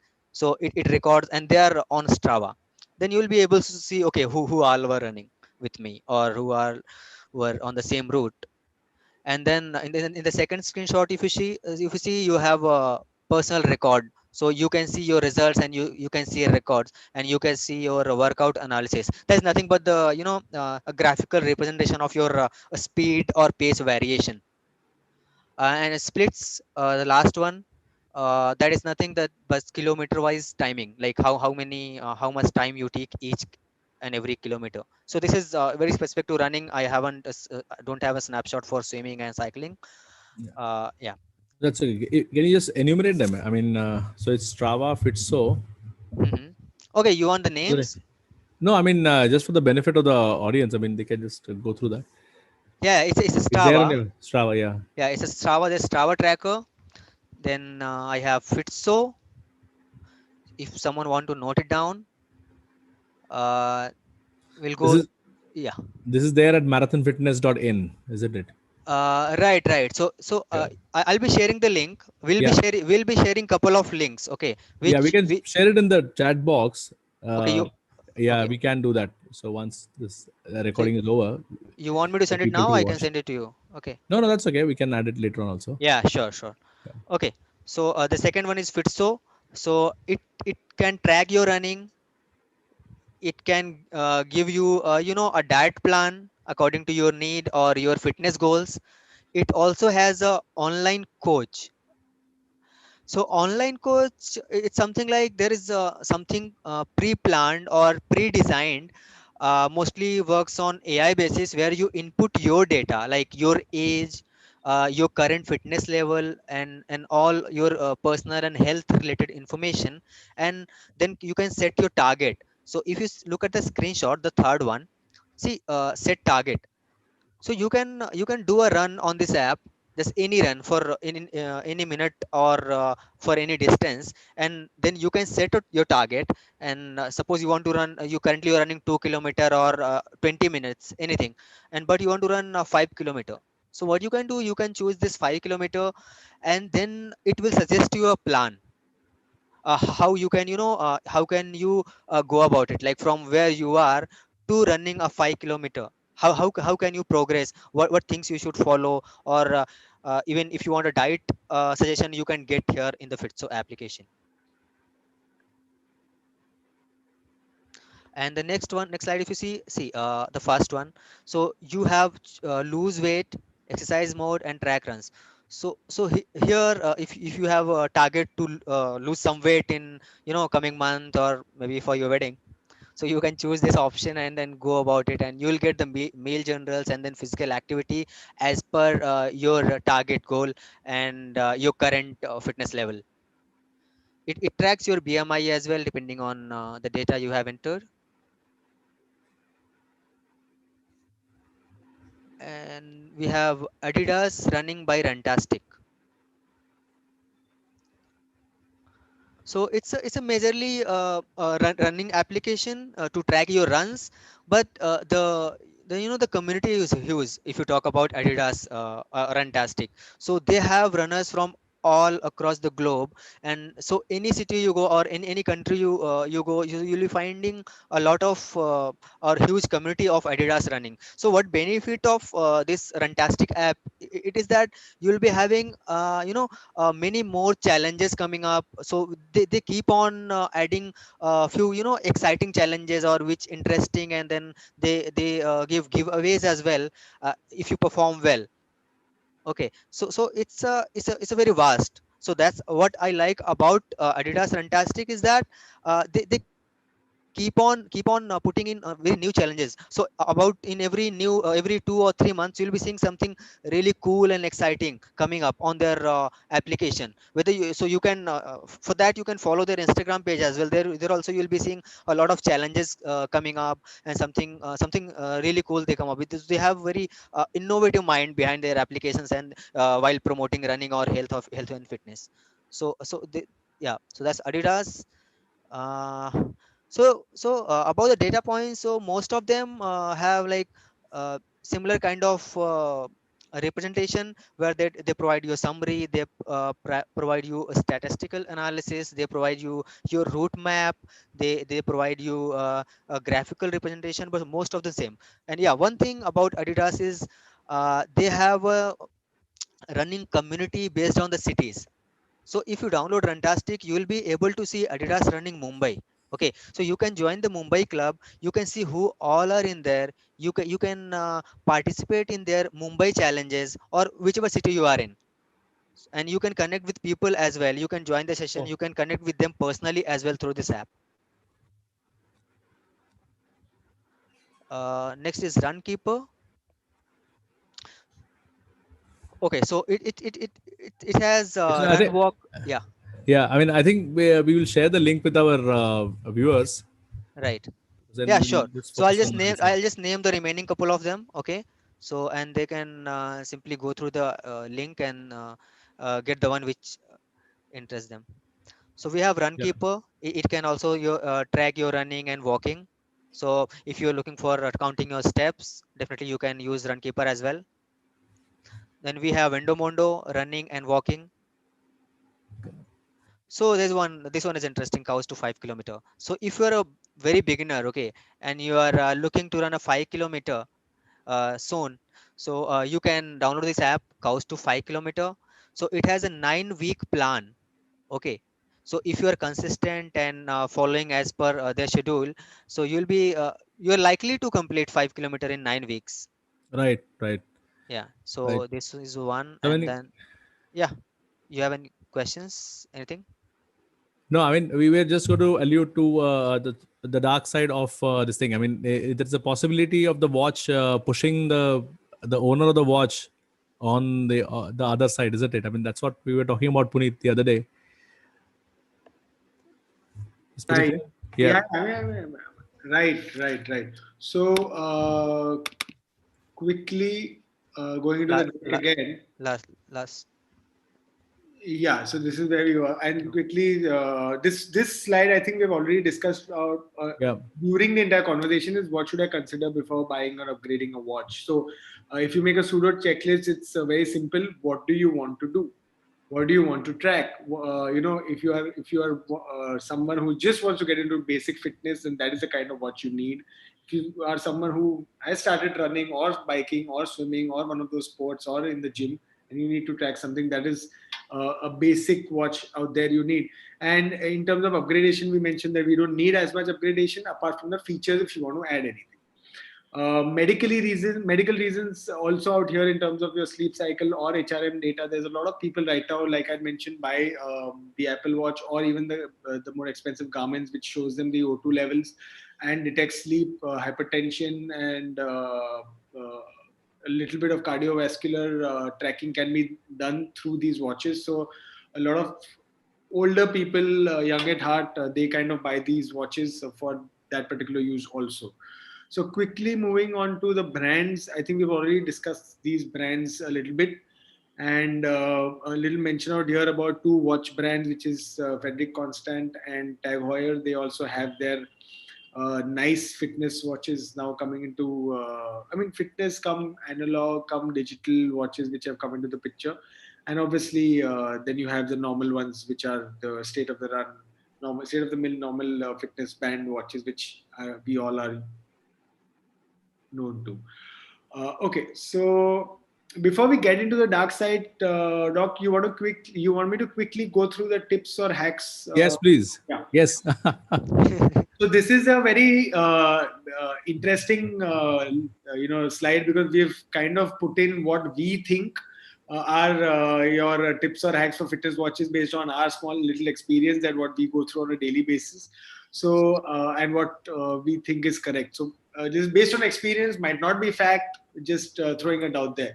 So basically, wear your watch in your less dominant arm. That's a very simple rule which we have. If you wear, say, usually men wear their watches on the left arm. It's not restricted to that, but I mean, I wear my watch on my left arm, and I'm supposed to then wear my fitness watch on my right arm. But if, say, I'm a righty, then probably I should wear my fitness band on my left arm also, because you get better data. Because when you move if you're wearing it in a dominant arm, if you keep on moving your arm, you might get extra steps which you have actually not burned those calories for, right? So better data, lesser chances of damage for those expensive touchscreen watches. Then the other point was, we spoke about this data is indicative and not as accurate as you think, so don't stress over it. Charge it well. The best time to charge, in my experience, is during dinner time, so you don't miss out on any important data in terms of sleep or your activity before the dinner. And during dinner time, you're probably sitting, right? I mean, so you're not going to miss out on a lot of that activity and data out there. I usually rinse it after a sweaty session. I mean, not only from a hygiene perspective, but also from a watch's life perspective. They're made to be water resistant. Most of them you can swim in, a lot of them you can't. But when it comes to salty sweat, you should kind of rinse it up just to probably give it a longer life and basic hygiene. Change your band. So a lot of people want to change. I, including, wanted to change my watch because I was very tired of using it for a couple of years or maybe 2-3 years. And Dr. Swapnil more than me will agree that you need to change what you wear in your arm pretty often, right? But having said that, you don't need to change a fitness band or a fitness watch. You can simply change your bands. And I wanted to mention this, even though it was seemingly small point, because it's very interesting because you can wear the world in terms of when it comes to band for fitness watches, because no one judges you then, right? You wear a fluorescent band with a Rolex out there, people will start judging you. But if you wear a fluorescent band with your Garmin or with the Apple Watch, it's accepted somehow. So unless it stops really, so this is discussed, unless it really stops working or you need more data points, there's no need to change the watch. These watch are tools. They're built to be strong. Maybe not Apple Watch, so don't worry. You can do whatever the hell you want with it. Jump from a boat, go for a run, go for a trek, go into the muck, swim into the water, whatever you want. Obviously, depending on the features which are available. Touchscreen watches, I personally do not recommend to anyone touchscreen watches because although they're smart touchscreens, they're not very nimble like your phones. They're much more difficult to kind of just touch and go into a different window. But there have been experiences where people have sweaty hands, and then you kind of struggle with those touchscreen watches. So save some money there and buy a normal one. It's completely okay. Music watches, a lot of watches come with the Spotify app or with internal storage if you want to have those watches during your runs or your rides and you want to listen to some music. There are these watches available which have these features. Very interesting, very nice, but will take more battery, consume more battery, more data. So just to be wary of that. Then you have the watch should not be loose. Yeah, so a lot of people I've seen wear the watches are slightly loose, they just wear it like this with a little gap here, just for comfort or whatever. But these watches are supposed to be tightly strapped onto your hand, so just in order to get the better data. Close all notifications to save your battery. This question again, use two devices together to tally the accuracy of your data. Sometimes you just want to see where your data is, how much is lacking behind or something. So like what I did with the TMM, you can probably do it just on a normal ride or run. Connect with third-party apps for interesting insights. Very important to use that watch in all its phases. So your Garmin app or the Apple Watch app will not give you such interesting data or insights which a Runtastic or a Strava might be able to give you probably. Use inbuilt coach. You really don't need a coach. When you have these watches, you're already paying 50, 70,000, 20,000 for these watches. Wait, explore that feature. See if you can keep yourself a little bit more motivated than what you are usually, and then probably you can use that coach, that AI, to kind of move ahead. And with COVID there, I mean, it can't get safer than this. So there are inbuilt coaches in all of these watches, most of these watches, if not all, which you can use. Most of the features are free. I mean, there are so many extra apps, like in an Apple Watch. You can add so many other apps on your watch and on your phone. So not the third-party apps, but even Apple has their own widgets which you can add on your watch, which you can use. Garmin has the same. So use all of that. Calories burned, don't stress over it so much. I've seen a lot of people talk to us saying that calorie burn kitna hua, ye kitna hua. Agreed, they are there. You are dependent on those parameters which you have, those data which you have. But at the end of the day, calorie burn, I mean, I should not say this to doctors. Obviously, you guys know that calorie burn is not only how much you run or how much physical activity in terms of your heart rate is showing up. It's also about the weather, the conditions, how much you have slept, what you have been eating, when you have been eating, everything, and your metabolism, the most important thing, which kind of culminates into the amount of calories actually burned. So it's going to be an indicative. So this is one more stress point where people will be like, active calories burnt and passive calories burnt, and let's see the total calories. You really don't need all of that. I mean, just relax, just indicative. Don't forget to enjoy. I mean, at the end of the day, how much ever GAN we discussed here, it is your passion. If you're not an athlete or a professional, it is your passion. Go out there, go for a run, go for a ride, don't get stressed with data, which takes us into jumping into the dark side of technology, which Dr. Ashish has been talking about, that there are a lot of features in these watches, right? So, Doctor, I want you to probably share an experience that have you seen in your orthopedic career that, there have been people who have overshot themselves in terms of performance and, kind of injured themselves? And Yeah, maybe, we see it. Yeah, we see it very often, sadly, yeah, that they take part in certain competitions or groups, or they set up an unrealistic target. And more than an unrealistic target, once they are able to achieve some kind of a target which was beyond their imagination, the next one comes pretty soon, and the next one and the next one. So that is where they don't learn to rest or let their bodies recover. And this is all happening in not the elite athletes, but the athletes who are sort of striving to be not the occasional athlete, more than the weekend warriors who exercise more on a regular basis, but then yes, they try to push themselves too hard.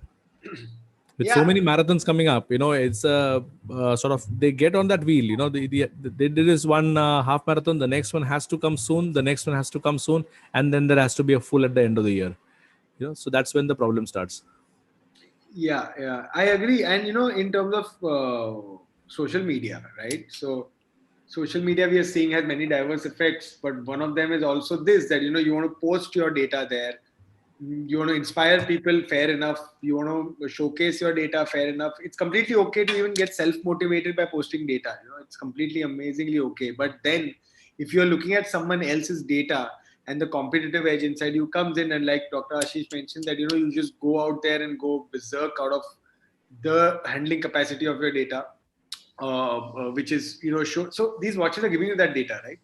So at the end of the day, learn to respect that also, firstly. Secondly, a lot of those race predictors, which I mentioned earlier during the session, that, the watch will tell you how much you can run, how much you can ride in these many minutes, or how much you can swim or trek for that matter.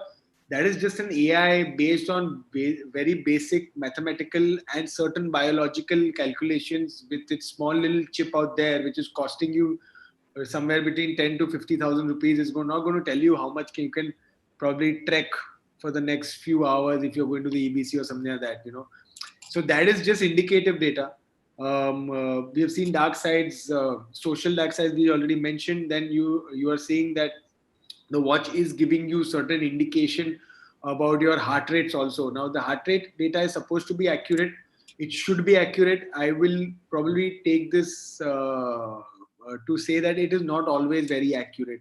Sometimes it's ridiculous. If you want, try it out with your oximeter at home and your watch together. They might not show the same data, which is odd, right? I mean, you're the same person, but the place at which we wear the watch, sometimes the bone out there, or I don't know what the problem is, but it's not usually the correct data. So sometimes your heart rate is actually high and you're looking at the watch, but you don't really need to look at the watch when you are very To uncomfortable. make out. Yeah. Yeah, you are uncomfortable. You should feel uncomfortable. You have to stop. That's about it. And overtraining. I've been a victim of that. I'm sure Sandeep has been a victim of that too. And many people who will be listening to this right now or maybe later also will be a victim to that. Overtraining is a normal thing for any athlete or any passion-based fitness enthusiast. Uh, but this, to a certain extent, is also thanks to the watch. You are, say, for example, if you're talking about a sport like cycling, you have been cycling since you were, I don't know, 4, 3, 4, 5, 6, whatever. You didn't use any bands that time. You didn't have any data, and you still were cycling pretty well and were kindly decently fit. What happened to you that at the age of 25, 35, you just want to wear a strap on your hand and it'll tell you what to do? Where is the fun? Where is the joy in your cycling activity, rather than it's become Yeah. data mining activity, right? I mean, you're born to run. You were running at the age of 2, or 1.5, or whatever kids run at, right? So sometimes you can just throw the watch, and I do that very often. I just put the watch. I don't wear it for my particular activity, and it's okay. I'll do what I feel like, what my body tells me. If is my body telling me that yes, go fast? Is it yes? Then I would go fast. If it says that no, yeah, I mean, let's just take it easy, then I would take it easy. So dark side of technology. Another one is that information. I think Dr. Ashish mentioned that there is so much information we already have.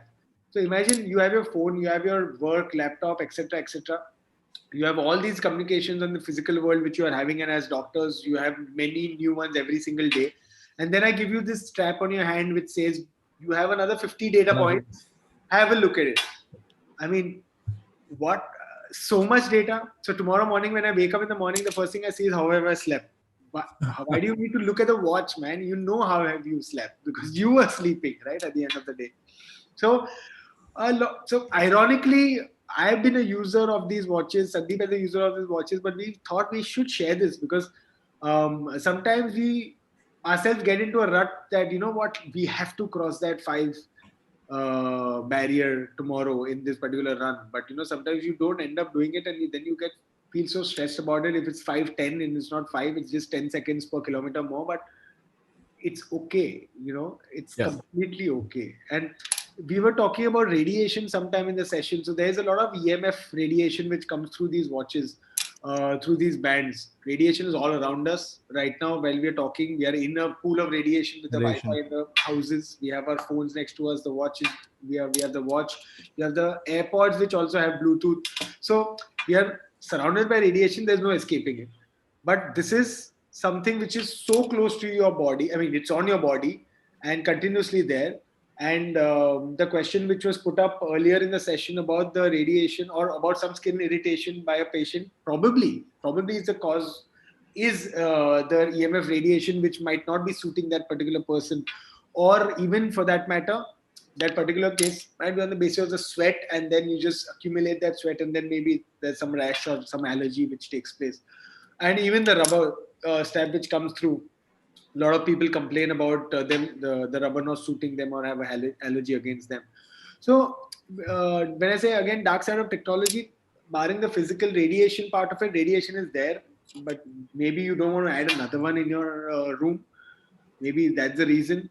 There are thousands, if not millions, of athletes out there right now which are running without any kind of data, and they're still running pretty well in their marathon races also, right? And I'm talking about not only the people who might not be able to buy them due to limitations of the resources, but also people who can buy them but who wish not to buy them because it really doesn't matter. I mean, they are enjoying what they do, and then they go ahead and probably do really well in a marathon faster than the guy who's kind of clocking his data, reading his graphs, and making reports for himself out of it.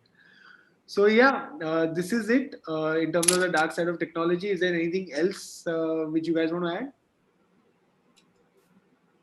I think it's quite. I mean, we answered most of the things that would come to someone's mind. Right from where we all began and where are we heading to. So I mean, even on the YouTube channel, most of the questions are answered. And this session, I don't think leaves any question in anyone's mind without alluding to any particular brand. The gist I could gather is basically set your own set of data points, or what all are we looking for, an occasional athlete, an occasional walk or occasional run, and what all you want to look into your watch, and then maybe go for that particular segment. I mean, the choice is huge between, let's say, a watch that would cost about 15,000-20,000 say like about 70,000-80,000 or so. So depending on your level of athleticism or how much into fitness you are, I think the person can choose. In fact, talking about the future, just a small brief one at the fag end of the session is that future, like I was mentioning, the whole insurance, finance coming into the picture, and that part. Then you have, in the past 1 year, we have seen a lot of, I mean, you doctors will obviously agree that there's a lot of online consultations rather than physical. So a lot of doctors have started using the data from your watch to kind of diagnose you to a certain extent also. I had a family member which was wearing an Apple Watch, and the heartbeat was mentioned to the doctor that why is it so high. In the past 3 days it's been over 100. So yeah, so those things we are going to that direction. We don't know, probably these watches or these bands or these tools might become a norm. I have, without naming the company, I know a company which is very seriously considering making fitness watches or data trackers, like a little band for their employees. which they're very soon rolling out a beta phase for their employees so that they can track the data of their employees, and they are giving them the carrot of insurance and hiding it probably in the veil of taking the privacy away. So because if you wear a watch given by your employer, they actually know where exactly you are. You are. Right. So, but they want to track your data saying that, if you're unwell, your O2, SpO2 level, so COVID aa gaya hai, so now let's track that. And in case he has fever today, the watch will know, the watch will tell us, and we'll not let him enter the premises. Yeah. Similarly, insurance companies want to use that data for calculating premiums, and they are working on that front. And that is actively happening right now in companies in India, insurance companies as we speak, using that kind of data. So, fitness wearables, there is a company, I can share the name, it's called Athos Coaching System. If you want, I can share the screen right now. I'd opened it for this short session. That there's a company which is making patented system clothing which can kind of track your muscles. So if you're wearing that particular t-shirt, and there are trackers all inside the t-shirt which that what kind of activity is happening in your chest when you are hitting that push-up, how effective was that particular push-up to that muscle, and what did it do. It'll give you an entire output on your phone.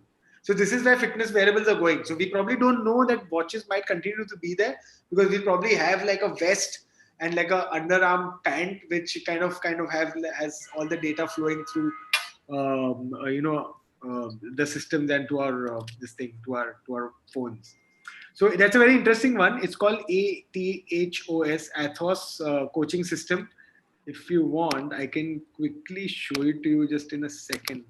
So this is the one which, see, so it gives you data around the hams, glutes, what is happening.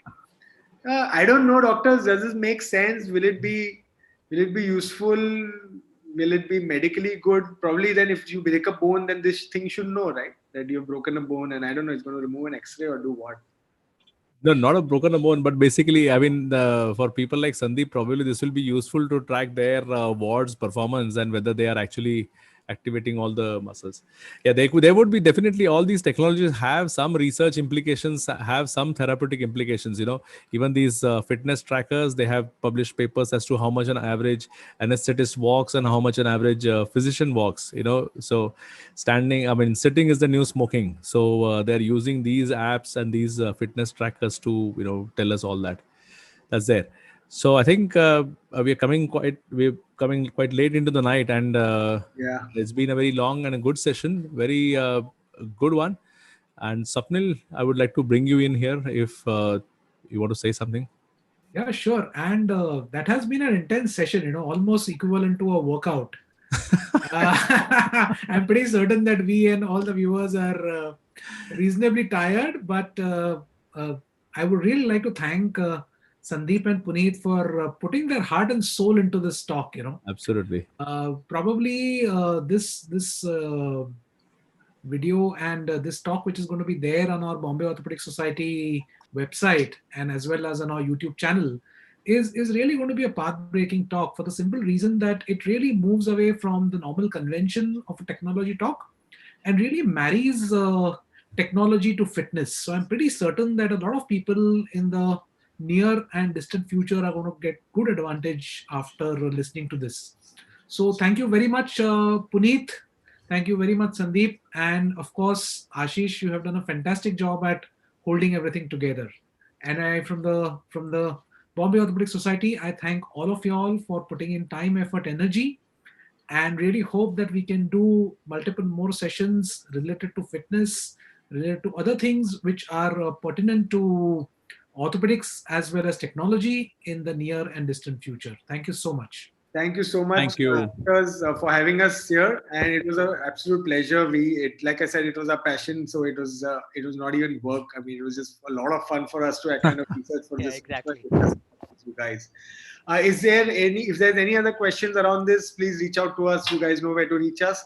Also, Bombay Watch Enthusiast is on Instagram. You guys can follow us, and if you are a watch geek, join the group, join the gang. Dr. Swapnil is already a part of it. And on behalf of Sandeep, marathonfitness.in is his website and his venture. Please follow it, support it. It's fantastic to kind of understand what can be achieved in terms of fitness if you just put a little bit of your heart into it. And once again, on behalf of both of us, thank you very much. We will hopefully not see you because you guys are doctors, but no, we will see you for some drinks, but not in your clinic. Thank you so much. Oh, thank you so much, guys. Thank you. Yeah. Thanks. Bye. Thank you. Bye. Good night. Good night.